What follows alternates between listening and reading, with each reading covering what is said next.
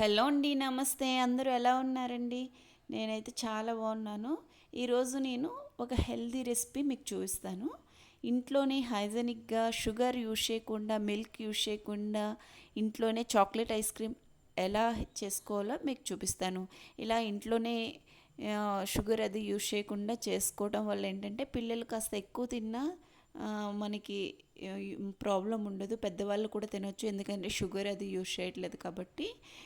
Wait మేనేజ్మెంట్లో ఉన్న వాళ్ళకు కూడా చాలా హెల్ప్ అవుతుందండి ఇలా చేసుకొని తినటం వల్ల ఐస్ క్రీమ్ అనేది. వెజిటేరియన్స్ కూడా మంచి ఐస్ క్రీమ్ అండి ఇది. ఇందులో ఎగ్ కూడా యూజ్ చేయట్లేదు నేను ఇక్కడ. సో మీరు కూడా ట్రై చేయొచ్చు. ఒక రిక్వెస్ట్ అండి, ప్రాసెస్లోకి వెళ్ళే ముందు ప్లీజ్ నా ఛానల్ని సబ్స్క్రైబ్ చేసుకొని వీడియోని లైక్ చేసి పక్కనే ఉన్న బెల్ ఐకాన్ మీద కూడా క్లిక్ చేయండి. ఒక హాఫ్ కిలో బనానాని తీసుకుందామండి. 4 బనానాస్ తీసుకున్నాను నేను ఇక్కడ.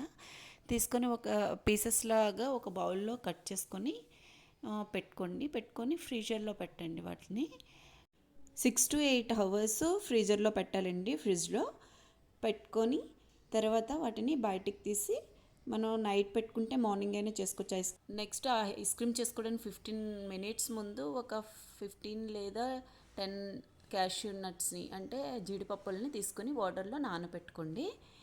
అవి 15 minutes తర్వాత తీసి వాటిని మిక్సీ చేసుకోండి. కొంచెం వాటర్ వేసుకొని క్యాష్యూ మిల్క్ తయారు చేసుకోండి.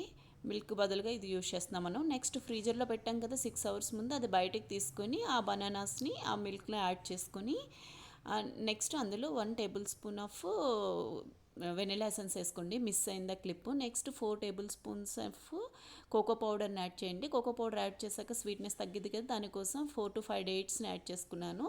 ఇక్కడ వాటర్ ఎక్కువ యాడ్ చేయొద్దండి, నాకు కొంచెం ఎక్కువైంది ఇక్కడ. కొంచెం వేసుకొని కొంచెం థిక్గా బాగా అంటుకున్నట్టు గట్టిగా గారెల పిండికి మనం రుబ్బుకుంటాం కదండి, అలా గట్టిగా ఉండేలా చూసుకోండి. వేస్తే ఇలా జారి పడకూడదండి, మన స్పూన్తో కొంచెం లాక్కునేలా కొంచెం గట్టిగా ఉండేలా చూసుకోండి మీరు.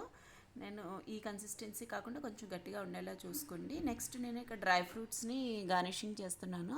గార్నిషింగ్ చేసుకొని ఒక ఓవర్ నైట్ ఫ్రీజర్లో పెట్టుకున్నానండి. చూడండి, ఓవర్ నైట్ ఫ్రీజర్లో పెట్టాక ఎంత tasty smoothie ice cream ready అయిపోయిందో. టేస్టీగా ఉంటుందండి, హెల్దీ కూడా కదా. ట్రై చేయండి ఒకసారి. మనం పెట్టకూడదన్నా పిల్లలు అడుగుతారు కదా, అలాంటప్పుడు మనం బయట కొనే కన్నా ఇలా ఇంట్లోనే చేసుకుని వాళ్ళకి పెట్టడం వల్ల చాలా మంచిది.